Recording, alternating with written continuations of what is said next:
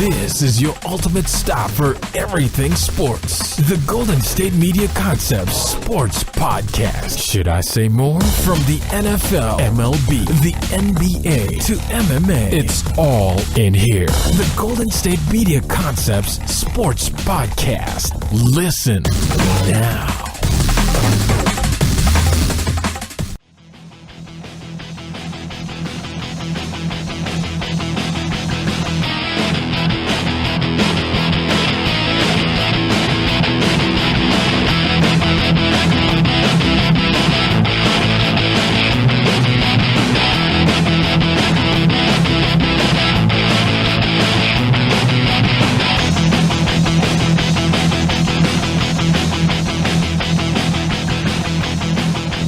Hello, everyone, and welcome to the GSMC Sports Podcast, brought to you by the GSMC Podcast Network.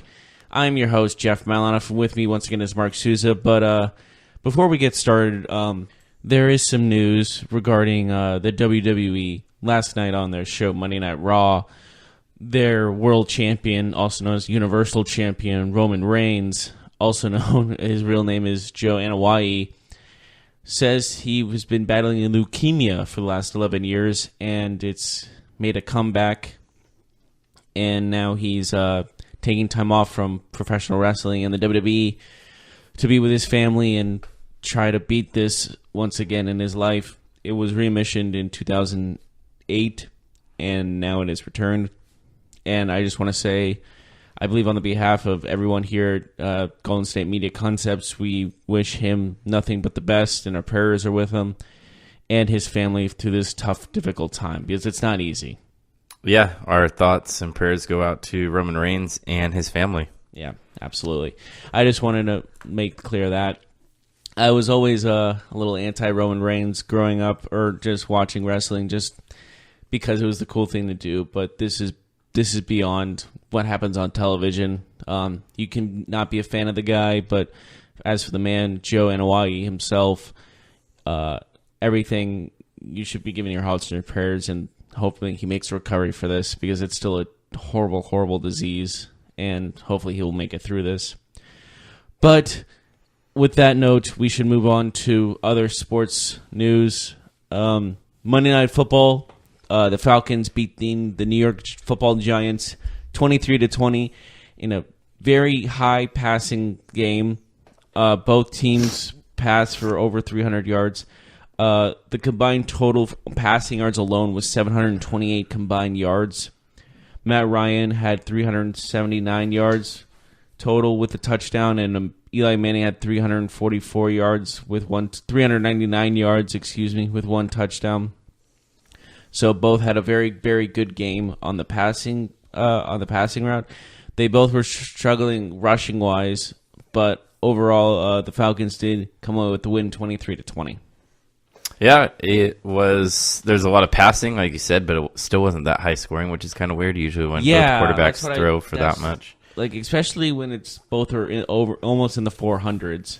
Yeah, most of that scoring came in the last quarter. 2 touchdowns total for both of them. That's absurd. For that many passing yards, and you can't get in the end zone. Yeah, and we talked about yesterday how bad the defenses were. But rushing-wise, they were worse than their passing. Rushing-wise, they were worse, and Tevin Coleman had a terrible game until he had that 30-yard run. Like, that kind of made it more respectable. Barkley didn't have a good game either.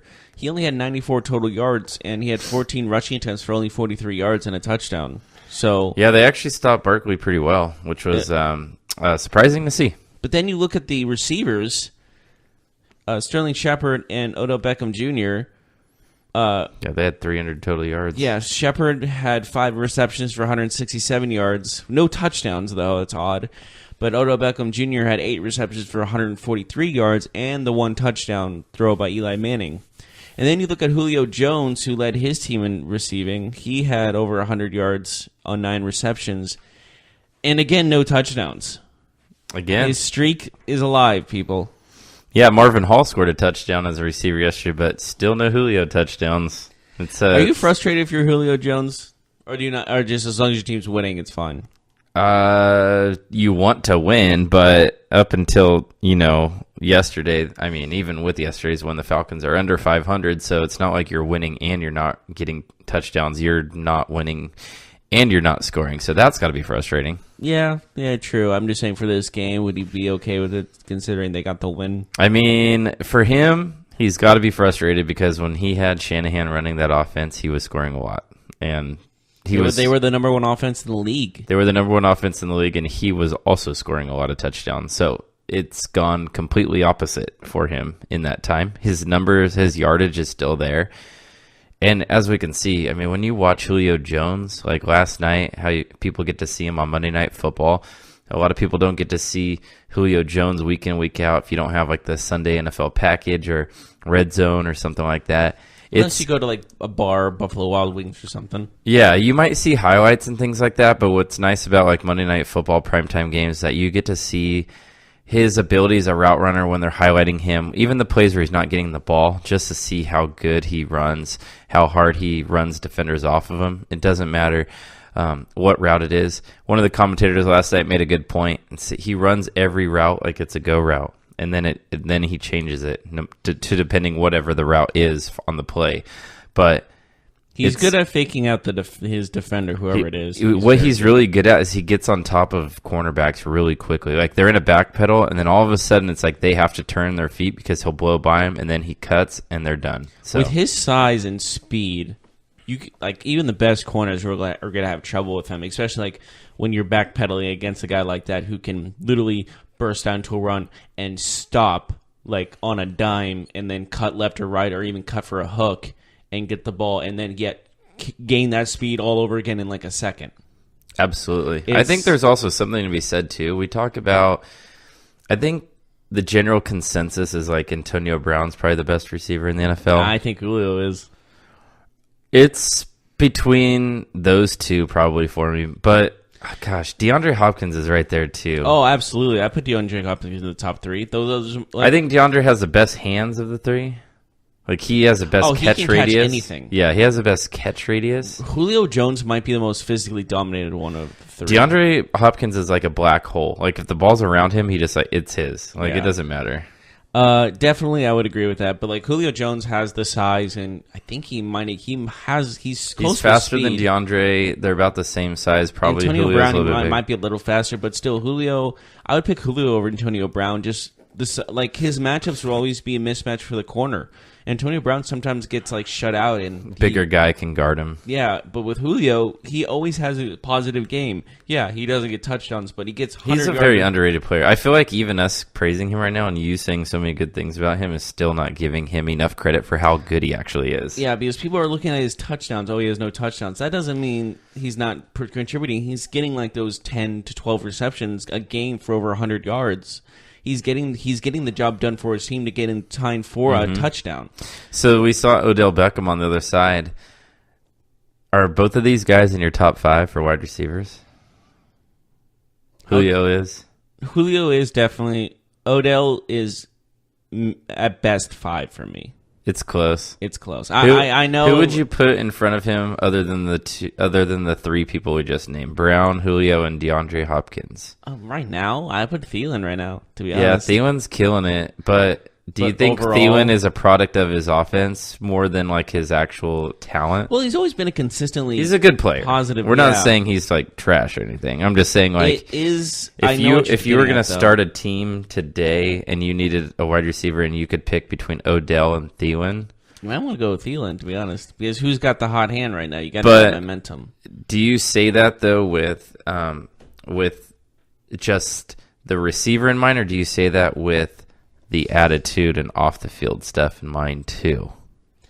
Like if Odell Beckham and Adam Thielen were the same character, right? The same personality, would you still take Thielen? I would definitely put the personality. I would put that in consideration. Mm-hmm. Because Odell had a really good game yesterday. Well, when Odell gets frustrated and he gets angry, he plays bad. That's a problem. He gets frustrated. Does he play bad, or does quarterback always play bad? Okay, granted, touche. He does have one of the worst quarterbacks in the league at the moment. But when you see that guy frustrated on the field and he's like yelling at the quarterback, like that's not what you want. I know it depends on the quarterback, but like, if I was a quarterback, I'd be like, well, why should I be listening to you? Mm-hmm. Like, you can't just boss me around like that. I'm the quarterback. So what was your takeaway from last night's game? If you're a Falcons fan, what should you feel this morning?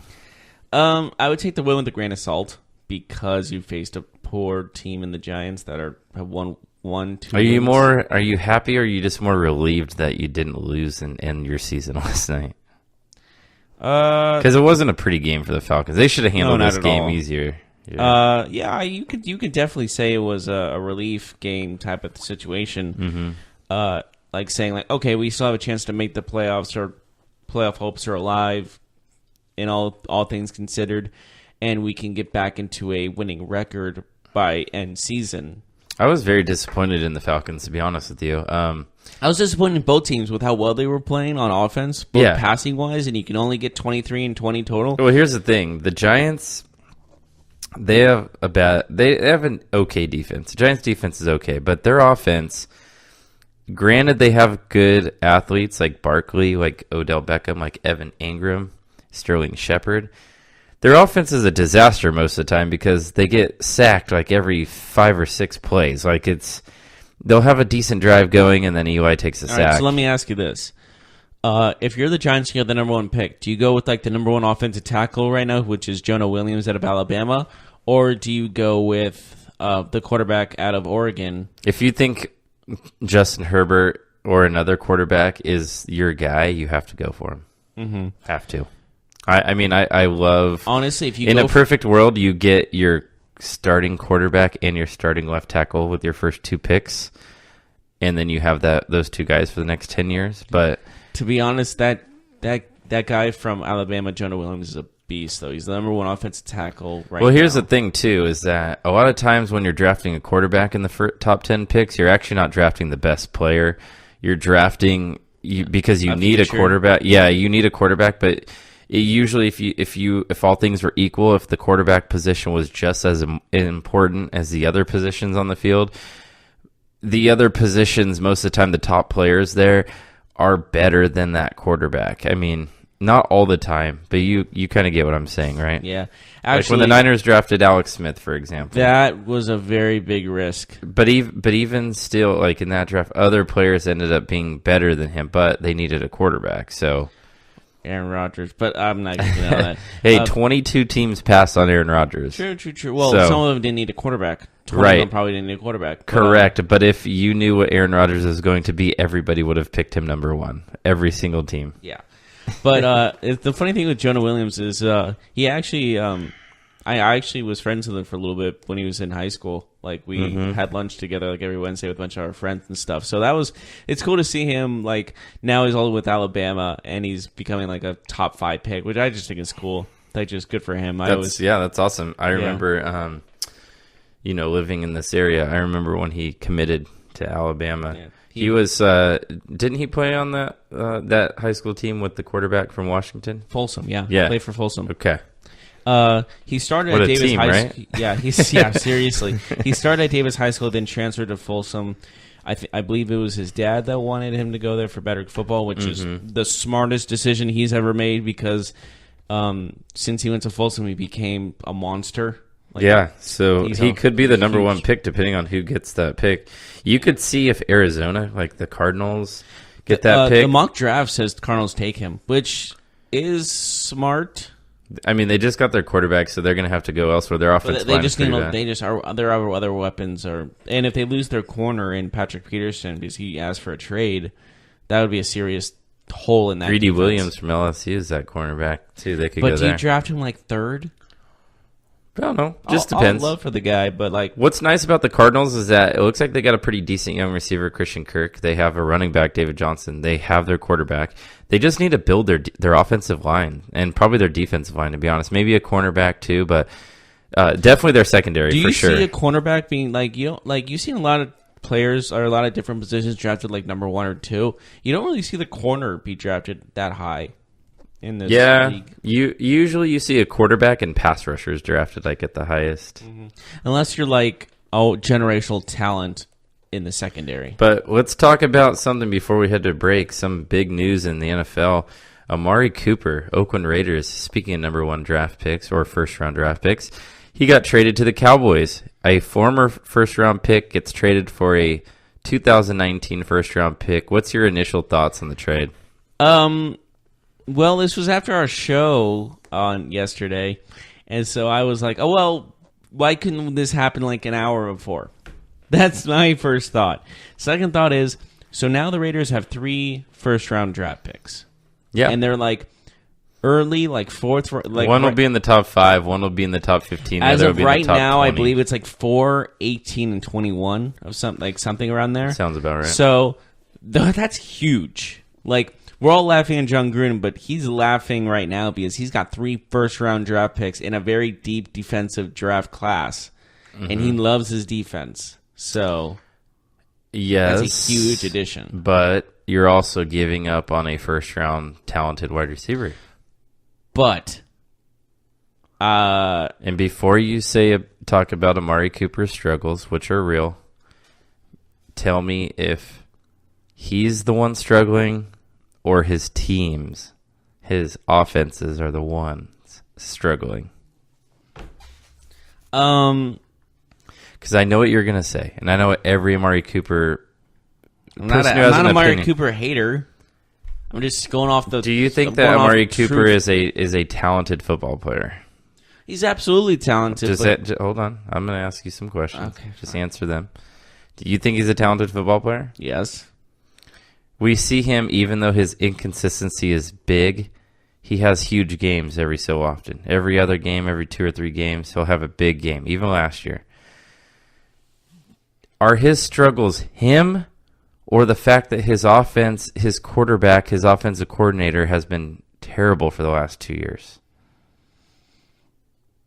That's a good... Because I'm not so sure that it's Amari Cooper that's the problem, is what I'm getting at. Because I know Raider fans are out there saying, well, this guy's underperforming. We got a first-round pick for him. But it kind of feels like we're hiding the real problem here, which is the actual quarterback and maybe game plans. Does that make sense? Yes, but what I'm trying to say is we are going to find out how... when Amari Cooper plays for the Dallas Cowboys. If he struggles, then... Well, he's going to struggle because that offense struggles. Dak Prescott struggles. His game is not, in my opinion, going to change because he just got to the team. And you know as well as I do that he has to learn a new playbook. It's going to be weeks before he can even play a full 60-minute game with the amount of plays. He'll get 5-10 plays, 15-20 plays, things like that. And with Dak Prescott not being the most accurate passer in the world, it's going to be similar to what he has in Derek Carr. But you said the Raiders now have 3 first-round picks, but they also need to replace a generational talent at pass rusher and a very talented wide receiver. So you're just kind of getting a first-round pick, hoping that the players you draft are as good as the ones you just gave up. But that's the thing. You are trading to the Cowboys, who are probably not going to make the playoffs. It could be a top 10 pick. Absolutely, could be a top 10 pick. Top 15, likely. If he's not going to play well regarding your offense, why keep him? Because what if he's actually really good, and you need to change your quarterback in a year? You think Dak Prescott's going to be changed? No, I'm saying. I was talking. Oh, you're talking about Derek Carr, right? Oh, I see. I thought you were going to talk about. But the Cowboys. regardless. Mm-hmm. Now for the Cowboys, I don't know if they won this trade either. And I'll say this. Hear me out here. Okay. The Cowboys might have a top 10 pick, right? Yes. Dak Prescott might struggle the rest of the season, right? Yes. Dak Prescott was a 4th-round draft pick, correct? Yes. The Cowboys have not really invested a lot in Dak Prescott, considering he's a 4th-round pick. They didn't trade up for him. Well, they haven't paid him. Hold on, I'm not done. So if the Cowboys decide in 6 to 8 games from now that Dak Prescott's not their future at quarterback, and they end up with a top 10 pick, they now don't have that pick that they could use on a quarterback. Because the jury's still out on Dak Prescott. This is a make-or-break season, in my opinion. And he's still treading water. He's had a good game against Jacksonville. He had a rough game against the Redskins. Like, it just seems like that's his MO. Can I speak now? Yeah, absolutely. Dak Prescott wasn't even supposed to be a starting quarterback when he was drafted. Tony Romo was the guy. Right. Then Tony Romo got injured, and he took over and took that team to 13-3. So the point is that the Cowboys didn't say, that's our franchise quarterback, let's go get him. They said, oh, it's the 4th round. They actually wanted Connor Cook, who was the backup quarterback for the Raiders before he got cut. And the Raiders picked Cook right in front of them. They take Dak Prescott. That's my point. If the Cowboys traded for a receiver, but they still don't have a quarterback, and then they go into the draft, because if they have a top 10 pick, that means that Dak Prescott isn't good, right? Like, let me just say this. Dak Prescott's not like the bottom tier of quarterbacks right now. He's in the top 20? I was going to say he's mid-tier. He's in the top 20? Out of 32, I'd say he's number 20. It's close. There's a lot of bad quarterbacks right now. No, there's a lot of good quarterbacks. All right, name 19. Okay, it's easy to name the top 10. I could name. It's easier to name the quarterbacks that are worse than him. Okay, go. Well, I'll put all the young ones in there for now. Baker, Rosen, Darnold, Allen, until they show me. A little unfair, but until they show me more. Because, well, I mean, you could say it's unfair, but none of them have won as many games as Dak. None of them are on winning teams. So, I mean, the jury is still out. But I'm giving you those. So what is that? 5? Mm-hmm. Flacco, Dalton, There's not too many that are worse than him. Derek Carr, maybe. Him and Derek Carr is worse. But they're kind of in the same boat, aren't they? I mean, young quarterbacks. They are both number 4. Yes, you're getting to that. They both are number 4. They both have been up and down more. One has cried on the field, though. The other one hasn't. I think every quarterback in most divisions are better than Dak, honestly. I would put C.J. Beathard behind him. He's not a starter, though. Yeah, he is. Right now, he is. He's starting. He's not a starting quarterback in the NFL, though. He's not a starter. You can start and not be a starter. By your definition of a starter, he is a starter. We need to go to a break. We're way overdue. Whoa, we've been going for 22 minutes. All right, let's go to a break. When we come back, we're going to talk a little NBA Lakers Spurs overtime Very game. fun game to watch, by the way. Yeah, we'll talk about that and how the Lakers are looking in their Game 3 with LeBron. Yes, we'll be right back right after this. Are you looking for the very best NFL and college football podcast? Then check out the GSMC Football Podcast. Get the latest football news both on and off the field. From the NFL Draft to trades to the rumor mill to the NFL Combines. They got you covered. That's GSMCpodcast.com/football-podcast. Get updates on college rivalries, game day insights, and much, much more. It's football talk the way you want it. This show eats, sleeps, and breathes football. Don't forget to like them on Facebook and follow them on Twitter. Visit GSMCpodcast.com for more info.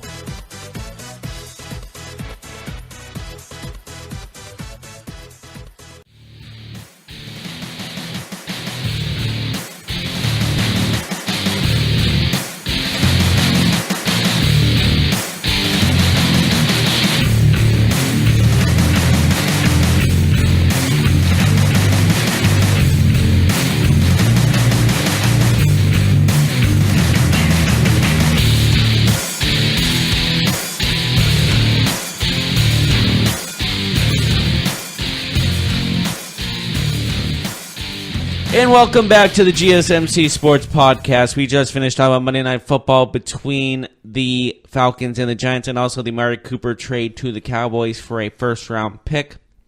Now we move on to the NBA, and most notably the NBA. When we talk about them, we're going to talk about LeBron James and the LA Who's Lakers. That? Never heard of him. Yeah, very funny. Let me do my job. And the LA Lakers face the San Antonio Spurs in a very, very fun to watch overtime thriller as the Spurs came back to beat the LA Lakers 143-142. This is the most points ever by a LeBron-led team. I feel like they hit the over in total points. But this is the first time a LeBron-led team got that many points. And granted... in a game? Like, it doesn't matter. He's never played in a game higher than this? Yeah. I mean, it is a lot. He's never played in a game higher than this. But that is kind of crazy because he's played in a lot of games. It's a lot of points, but you would think like he'd maybe gotten like a double OT game or something like that. But LeBron did miss some clutch shots in this game. But he made that clutch shot to send him an OT. Yeah, but he did. There was Don't forget that. But there was one more three he needed to make with 2 seconds left in overtime, and he missed it. Well, what do you want him to do? Make them all there, Jeff? Well, I mean, for the win, yeah. He's the king. Yeah. So what do you say? The Lakers are 0-3. Yeah, I think everyone's kind of shocked they're that far down. But let's look at the stats of this game. There's a lot of points. They actually shot threes at a pretty good rate for the Lakers. You know, there's two guys who led the game in points. They both had 37 points. Kuzma had 37 points, 8 rebounds, 3 assists, and LaMarcus Aldridge again with a solid game, 37 points, 10 rebounds, 5 assists. And DeMar DeRozan had a great game himself, 32 points, 8 rebounds, 14 assists. It's funny because Kuzma got the start because Ingram is suspended. So yeah. So what do you is now Kuzma the starter? But now Kuzma had a really good rookie season, so he's a nice player. Speaking of replacements, Lonzo Ball did pretty all right. He had 14 points, 6 rebounds, 6 assists. Maybe more assists were needed for him in the point guard position, but overall, that's a pretty okay game. I don't want to stray too far from this topic, but have you ever seen the Kenan Thompson LeVar Ball impression on Saturday Night Live? I'll show it to you at the break. But we cannot talk about that. Never lost. If you guys have heard that, you know exactly what I'm talking about. Okay, can we talk about sports again? Yes, let's talk about the Lakers. I don't want to give LeVar Ball any airtime.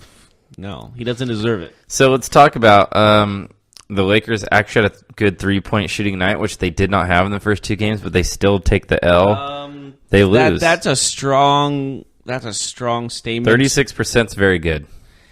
Yeah, well, but when you look at it, because now the Spurs shot very well from 3. That's where they did well.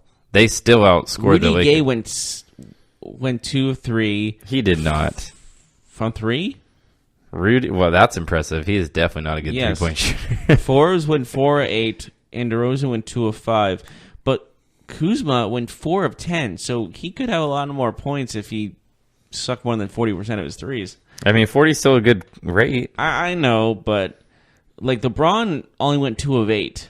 That could have been Kuzma can shoot it from the outside. What surprised me is Lonzo Ball shot 7 times from 3.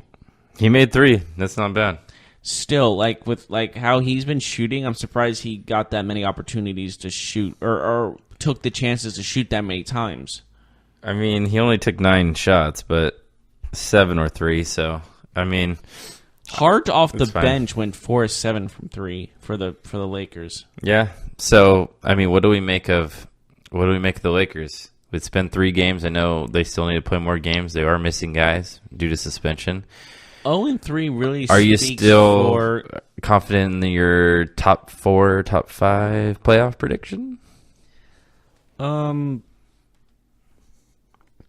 don't. I'm honestly kind of doubting it at the moment because LeBron has led no talent teams before to great heights, but I've never seen him start 0-3. He might have in the past, but I've never seen him start this sloppy at 0-3 before. Yeah, and the Lakers, they have a really good chance to win their next game as they play Phoenix tomorrow night. So they probably should win that game. I mean, it is in Phoenix, but it's the Lakers against a very young Phoenix team led by DeAndre Ayton and Devin Booker.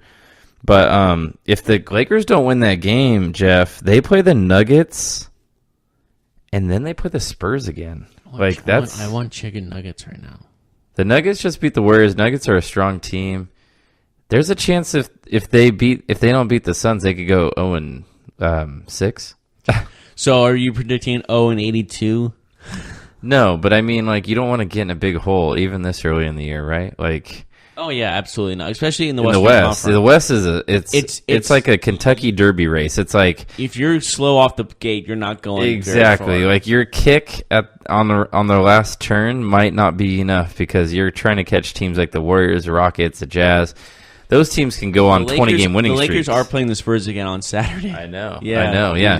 I know you just mentioned that, but I just think it's like a funny thing to. It is funny. Talk about like this game just happened, and like when they meet back up. The Lakers might not have a win still. Exactly. They need to beat the Suns because that's a gimme win. But the Nuggets are 3-0 and have looked as impressive as anybody so far. I mean, they beat the Warriors and they're 3-0. There's a lot of undefeated teams, actually, when all things considered. Yeah. I mean, 3 games, you're always going to get funny stats. Toronto is 4-0 at the moment. The Bucks are 3-0. Mm-hmm. The Pistons are 2-0. Like you said, the Nuggets are 3-0.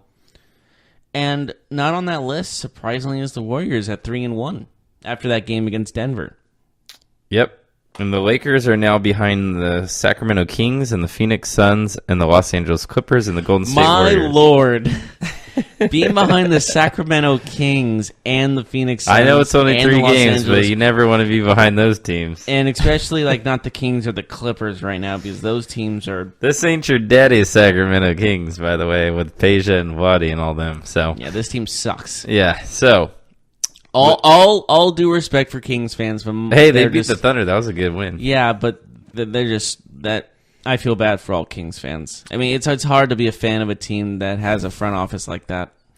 So the Lakers, they play the Suns, the Nuggets, and the Spurs this week. The Suns just lost to the Warriors by 20 points, though, all things considered. Mm-hmm. And the Nuggets just beat the Warriors. There was more than one game that ended in a 1-point overtime victory because the Wizards and Trailblazers...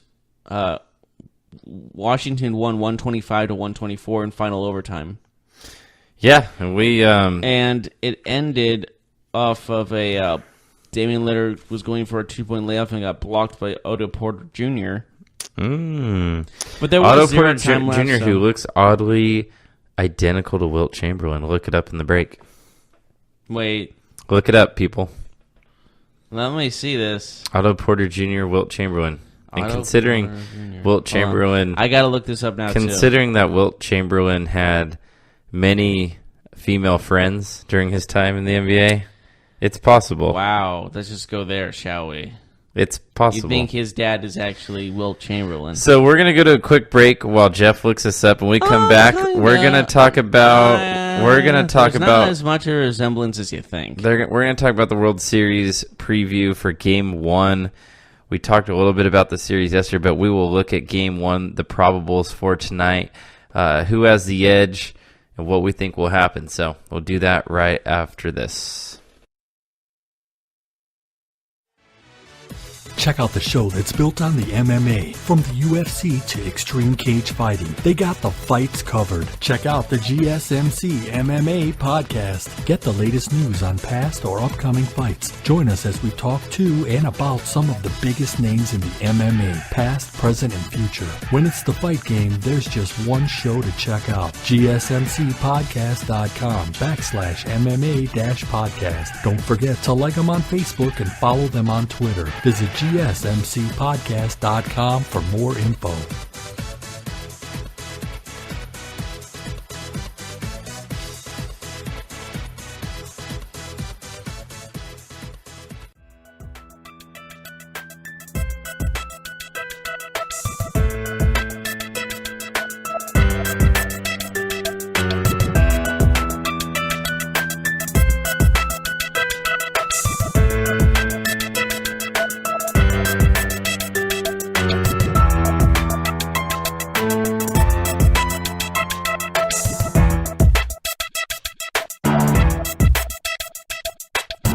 And welcome back to the GSMC Sports Podcast. We just finished talking about the NBA a little bit. Most notably, the LA Lakers going 0-3 after an overtime loss to the Spurs. And now we're going to talk about the MLB and the World Series Game 1. We've talked about the overview. We both think the Red Sox are taking the series, but we got to look at Game 1 in more detail as we now have a pitching matchup, as Chris Sale has been named the starter for quite some time, but now the Dodgers have named Clayton Kershaw as the starting, I almost said running back for some reason, starting pitcher for the LA Dodgers in Game 1. This is very interesting. You know what else is very interesting? What? Dave Roberts. What about managing against the Red Sox again? well, I'm talking about because he stole that base for the Red Sox, probably their biggest stolen base in postseason history for the organization. Now he comes back, and he's a manager on the other side. Wasn't that against the Yankees in the ALCS all those years ago? Mm-hmm. Exactly. So he's What's back. up with players being in like playoffs, like first Craig Counsell, now this, and yeah. Well, Craig Counsell also has a World Series ring multiple actually to his credit. He was on that Diamondbacks team, and he was on that Florida Marlins team. It's true. So so in theory, it's actually smart to bring these guys in as managers because they have the experience of winning. Yeah, and Craig Counsell and Dave Roberts, I mean, you look at their careers and you can see why they'd be good managers because a lot of times in sports, it's hard to be a manager after you've been a great player, like a Hall of Fame caliber player. But it's a lot easier if you were like a role player, somebody who did the right things to be in the league, whatever sport that may be. So like a guy like Steve Kerr, role player, but knows what winning looks like. Craig Counsell, role player, utility player, all-around good player, knows what winning looks like. Dave Roberts, the same thing. So you can see a lot of times how these guys end up being very good managers because maybe they weren't blessed with as much talent on the field as some of their counterparts, but they figured out how to be extremely effective and know how to win, play winning baseball or basketball, whatever sport it is, in addition to just knowing what excellence looks like. So, Game 1. Game 1. Chris Sale, Clayton Kershaw. Who has the edge tonight? I gotta go with Sale, man. Mm-hmm. Sale just, I feel like Clayton Kershaw's been playing great, no question about it. But Sale, what he has behind him is a better team. Mm-hmm. So, lineup-wise, Red Sox, I'm assuming we both think that. Yeah. But plus, Clayton Kershaw, like, remember in the World Series last year, he kind of laid an egg. I mean, he has laid eggs in the playoffs, but he had a really good last game. So do you think that he's riding that confidence and will have another strong outing, or do you think he will have a terrible outing tonight or somewhere in between? Well, I don't know. I honestly don't know because I don't know. It's hard to see. This is where it gets hard because when you like David Price is a perfect example of this because we were like, oh, he hasn't won a game. He usually like what I just said lays an egg, and then he pitches a perfect performance basically in the last game against the Astros to get them into the World Series. Now Clayton Kershaw, is he gonna help the team win, or is he gonna be the reason they're like behind? Like it's honestly could go either way. Yeah, and it's I know hard that's so cliche, like, oh, you don't know, but like that's Clayton Kershaw. You really didn't make a point. Like you got to decide what will happen tonight. What do you think is going to happen? Well, I don't know because let the people know. Shut up. Clayton Kershaw has been like so inconsistent. It's because you can't judge, you can't tell. But I have to go with Chris Sale on this one, and I think Clayton Kershaw, against that dominant Red Sox batting, is not going to do well. Mm-hmm. There's my answer. So you got the Red Sox tonight. What? I got to go with the obvious choice on this one. And JD Martinez at the top of his game. Jackie Bradley Jr. has been playing very well. He was MVP of the ALCS. Mookie Betts speaks for himself. Potential, probably the MVP of the entire American League. And when you have even just with these three guys, that's a problem. But everyone on the team can hit. Everyone can contribute. Mm-hmm. That's why they have 108 wins. So do you think it's a low-scoring or high-scoring game? So if Kershaw gives up a couple hits in the first inning, I'm going to say it's going to be high-scoring. But if that doesn't happen, if he gets through the first inning fine, I'm going to say it's a low-scoring matchup. It all depends on that first inning for me. Yeah. I see the Dodgers bullpen having struggling in this series, but so you're about to say they're having a stroke. To be fair, the Red Sox bullpen has struggled too. That's the one knock you can say about the Red Sox in this postseason. Their starting pitching has been good. Their hitting has been great, but again, we've seen Kimbrel, we've seen some other players in the bullpen not live up to expectations. The Dodgers, I think, are a little shaky in the bullpen as well. I like the Red Sox tonight because I think they'll be able to score a few runs off of Kershaw, but also I think they'll score a couple late. So I think the Red Sox will win by a score of around like 5-3 or so, 6-3. I'm going to ask you this question. Go ahead. Do you put in consideration their regular season and how they did? Because no, it doesn't matter. It matters for confidence, and it matters for how they feel about themselves, but it doesn't. It's all about like the last couple weeks for me, like in baseball, like in other sports. It's about how your team is playing like right now, like in your form, right? Like you can be a great team, but not be in the best run of form. When I know a lot of people who like soccer, for example, we talk about form all the time, right? Like you can be the best team. You can be the Golden State Warriors, but then have a bad 4 or 5 game run, so you're not playing at your best. I think the Red Sox are at the top of their game. It doesn't matter that they won 108 games, but they carried that momentum from the regular season into the postseason. We saw them dismantle the Yankees, dismantle the Houston Astros. These are great teams that they're beating. Not even much of a fight. Now, the Dodgers in their own right are playing well. They got past the Brewers. It took them 7 games, but it was a gritty win, a gritty series. But, man, it's hard to see the Red Sox being the lesser team here. It's hard to see them being intimidated here. It just feels like them being at home, them having a chance to really take a lead in this World Series. It seems like the Red Sox series to win, you know?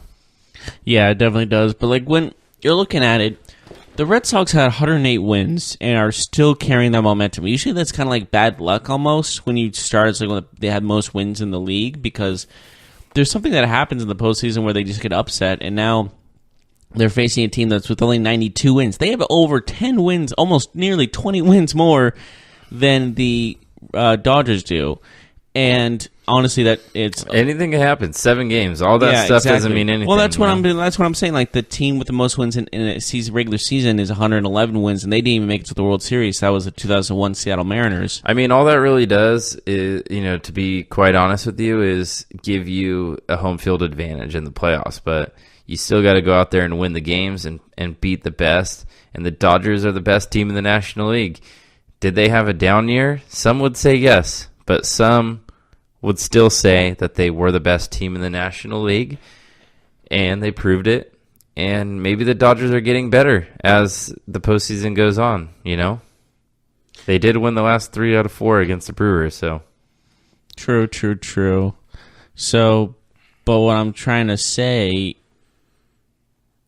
is the fact these two teams have not a history together, but a history of excellence. And one has had a recent string of excellence. The other one has had not so much. Like the Dodgers haven't won since 1988. Mm-hmm. And the last time the Red Sox won, 2013. So do you take that into consideration? One is on a drought, the other one's not? No. It's different players, man. It's how many people from that Red Sox team are still on the team? It seems like they've changed almost everybody. There's got to be at least a couple, right? Off the top of my head, I can't think of one. I can't think either. Because I was like, oh. It seems like every Red Sox player that they have, at least like important player, has been new in the last 4 or 5 years. Like Mookie Betts, Jackie Bradley Jr., Chris Sale, David Price. Like, I just realized everyone we named is a new Red Sox player, all things considered. Them. Yeah, none of them. Porcello, Shaw, Bogarts. I mean, I don't know if one of them was maybe on the bench. Maybe like a. I'm gonna say at least one might be on the bench. Like maybe one was a pinch runner. Like they just weren't. They still get a ring. I don't think they're complaining. Sure, but this Red Sox team hasn't won a ring. That's I guess different manager too. So everything's different. Yeah, absolutely. But this is going to be a very good series. Which is kind of crazy, and it makes you actually appreciate what they've done in the last 5 years, right? Yeah. To literally change your entire team. Like How many people on their 40-man roster from that 2013 season? I bet you not many. Oh yeah, definitely maybe not many. less than 10, probably 5 or 6. Crazy. But I will say this: this series is either going to be really, really good or completely one-sided. It's not going to be like win here, couple wins there. One team's going to dominate the other, or it's going to be back and forth throughout the entire series. Yeah, absolutely. So you think this series will go? Did you say 5 or 6? I said 5. 5, but I can see it going to 7, and I can even see a sweep. Yeah, I don't know. I don't think there'll be a sweep. I think the Dodgers will get at least one game. I mean, it's hard to tell. I think we'll learn more tonight. If the Red Sox come out and they smash the Dodgers, it could be an ugly series. But, like in most series, it's all about the first 2 games. The road team needs a split. If you don't get a split, things can get real shaky after that because it makes that game 3 a must-win. But I think I still think the Red Sox will win this series. I say 6 games. Maybe it won't be so easy, but I do expect them to be holding the trophy at the end of all this. But I think we need to go to a break, and when we come back, we'll talk about other interesting news and notes around the world of sports. So stay with us. We will be right back.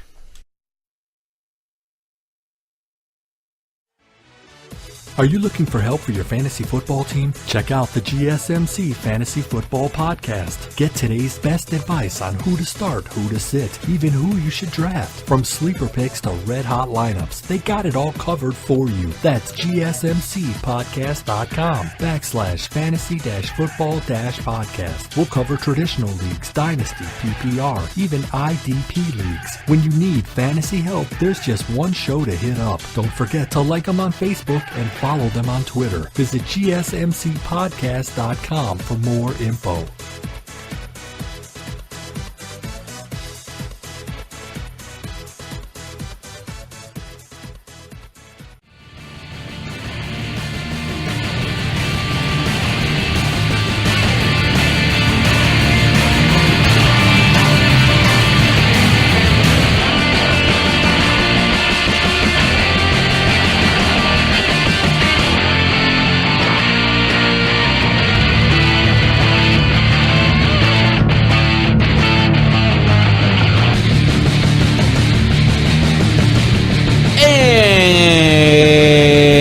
Welcome back to the GSMC Sports Podcast. We just finished talking about the MLB World Series matchup that has Chris Sale versus Clayton Kershaw going head-to-head in Game 1.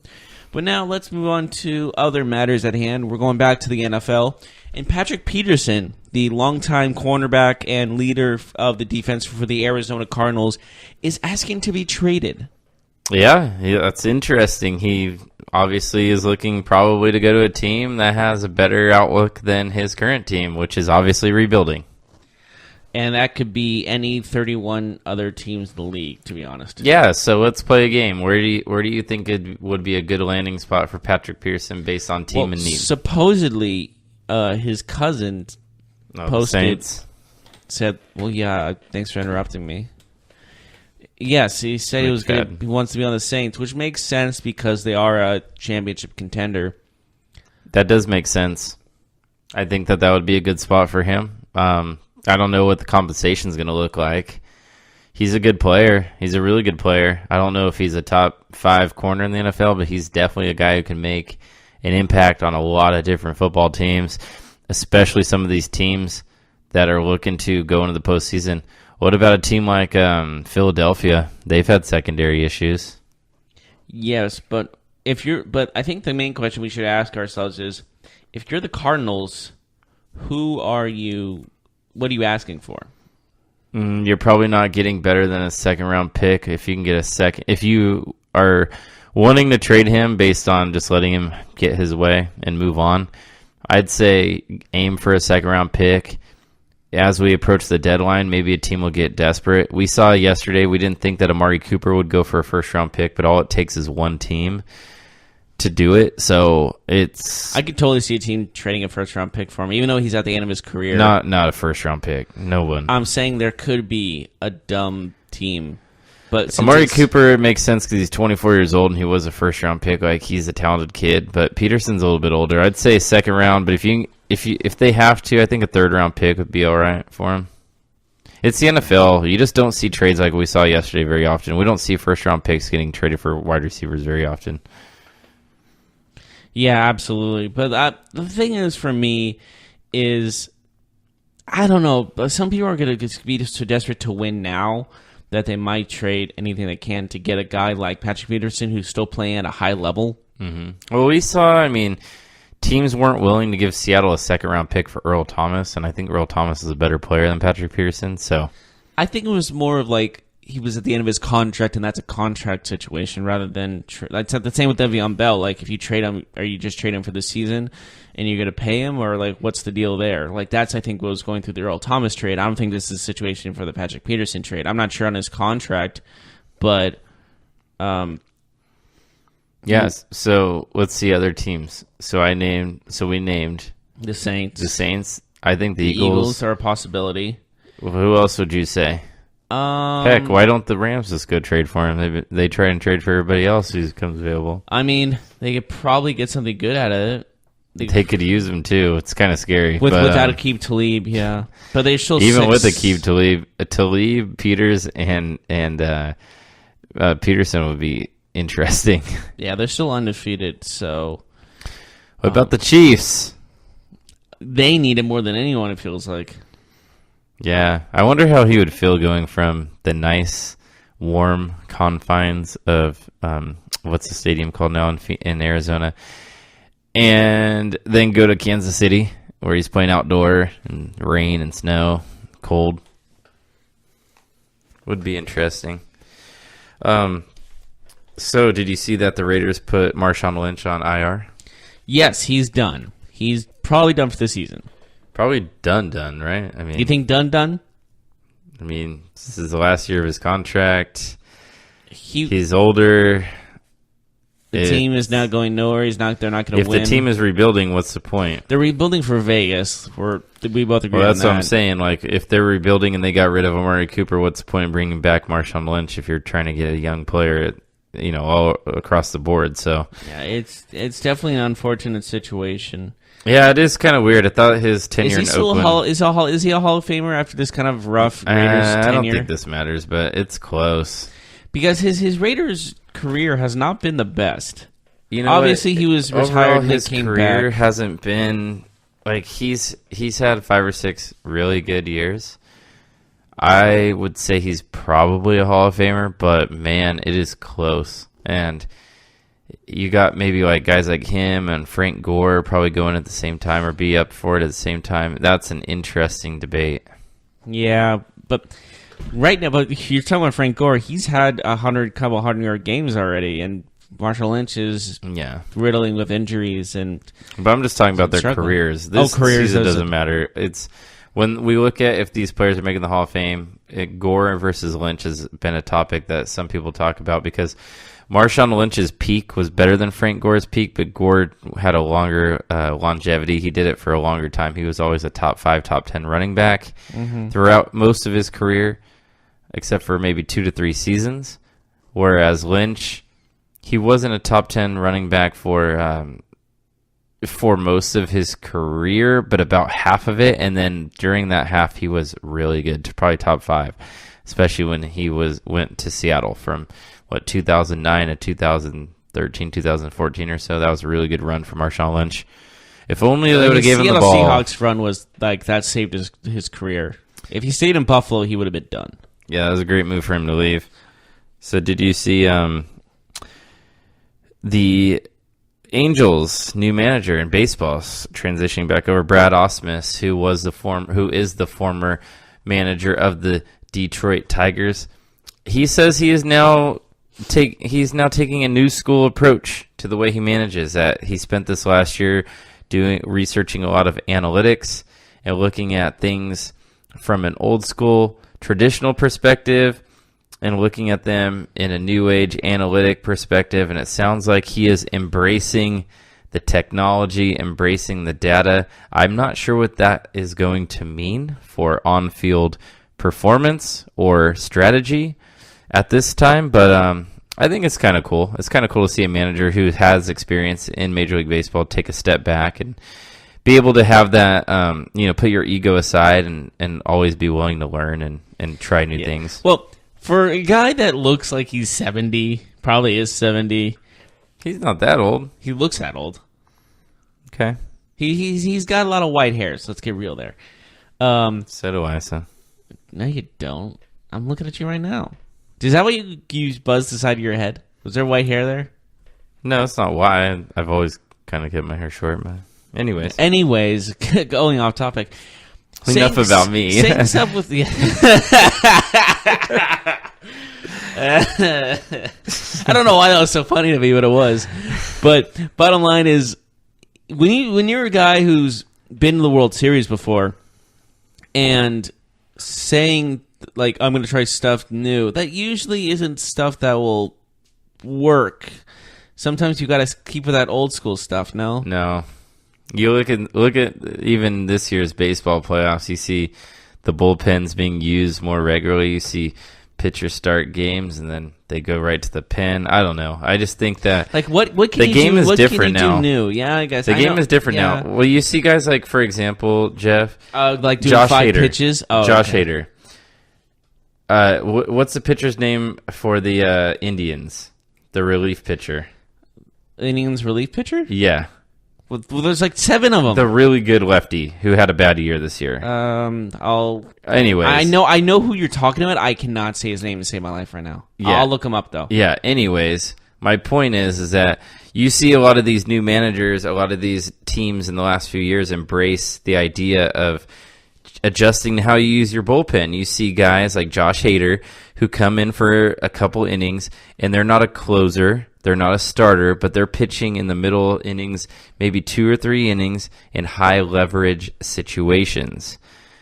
That didn't used to be the case. It used to be that your best relief pitcher was your closer, right? Yeah. I think it was Cody Allen. He's very good. No, he's a righty. Cody Allen's very good, but that's not who I was talking about. But they're a team that really, you can see this in a few different teams in baseball. I'll look at the depth chart. Like I was seeing, as soon as I was saying, I'm like, wait a minute, he's a right-handed pitcher. Back out, abort. It's Andrew Miller. That's who it is. Yes, it is Andrew Miller. He's the second. Yeah, It just popped into my head. It's been a tough morning for me, but we have to get up at 5 a.m. So bear with us. On this. So do other people, but I didn't sleep very well. I had to drive like 45 minutes to get here. Anyways, though, you see it with other players, or other teams. You see these guys using pitchers differently because the analytics say, hey, you actually don't need your best pitcher to pitch the 9th. You need him to pitch the 7th when there's 2 on and 1 out, like the high leverage situations. You need a pitcher to pitch 3 innings to start a game and then turn it over to your bullpen. So we're seeing teams with a different approach just in pitching. We see it in hitting, Jeff. Look at how many times players strike out nowadays, but also hit home runs. That's because the analytics say, don't bunt here, swing here, swing for the fences here. If you strike out, so what? It's 1 out.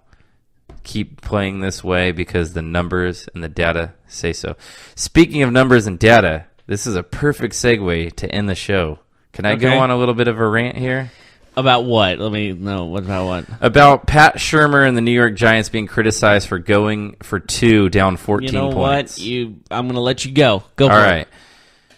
When you're down... And that's all the time we have for today. When you are down by 14 points in the 4th quarter, you should always go for 2 on your first touchdown. I know that sounds foreign and that sounds crazy to people, but the numbers and the data support that. You go for 2. And without getting into the numbers and all that mumbo-jumbo that you can go look up, just Google this. I promise it's there.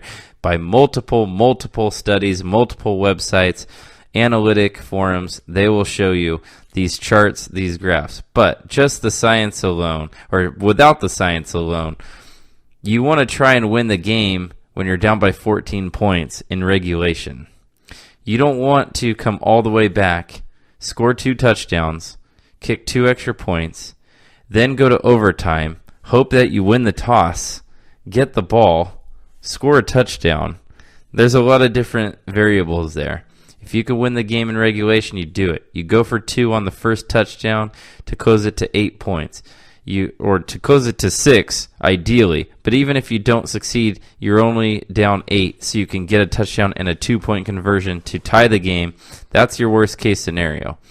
Your best case scenario, you score a touchdown, you get the 2, you're down 6, you score a touchdown with a couple seconds left in the game, you kick the extra point, you win, you don't go to overtime, the game is over. And you know what? In the off chance that you miss that extra point, which happens from time to time, a la Justin Tucker, you actually go to overtime. So with that being said, I know that sounds a little bit crazy, but I don't like how Pat Shurmur is being criticized by the media. It's tough being a coach in New York in that media market. However, I think he did the right thing, and the numbers support it. That's all I have, Jeff. That's it. Are you okay now? Did you get all that out of your system? Woo! I feel so good. You seem to not like other people's opinions of that. I don't like people's opinions other than mine. But I'm your co-host. Exactly. So let's go. We agree sometimes, so you disagree when I agree with you? If you would like to hear our opinions on football and basketball, check out those podcasts that will be coming out later today. Full-on show of basketball, full-on show of football. But, of course, we're here every morning. We'll be back tomorrow morning. We will discuss Game 1 of the Major League Baseball World Series tonight. We will discuss it tomorrow. Jeff, you want to add anything? I think I'm good after that rant. All right. Nothing to go on. But so I am out. Thank you so much for listening. We hope you enjoyed it. We will be back tomorrow for the sports podcast. But right now, we're gonna do our football and basketball podcasts, and we will see you next time. Peace. You've been listening to the Golden State Media Concepts Sports Podcast, part of the Golden State Media Concepts Podcast Network. You can find this show and others like it at www.gsmcpodcast.com. Download our podcast on iTunes, Stitcher, SoundCloud, and Google Play. Just type in GSMC to find all the shows from the Golden State Media Concepts Podcast Network, from movies to music, from sports to entertainment, and even weird news. You can also follow us on Twitter and on Facebook. Thank you, and we hope you have enjoyed today's program.